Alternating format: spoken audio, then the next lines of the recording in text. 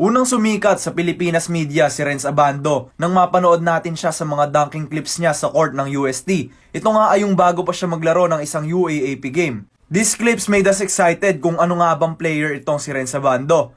At hindi naman niya tayo pinahiya dahil sa mga stints niya sa UST, Litran, pati na rin sa KBL ay talagang napapawaw tayo sa mga ginagawa niya sa loob ng court. Like the usual lobs, at pati na rin yung mga emphatic blocks niya na meron siya occasionally. But his Gilas games on the other hand, is somewhat not good enough or average nga lang. Ngayong araw ay pag-usapan natin ang future ni Renz Abando para sa ating national team. Dito nga lamang yan, sa GOAT's Descendants.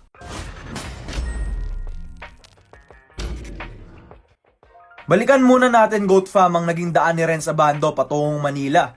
Ipinanganak si Renz Abando sa La Union noong March 11, 1998. Sa probinsya lumaki si Renz at sa probinsya rin siya madidiscover.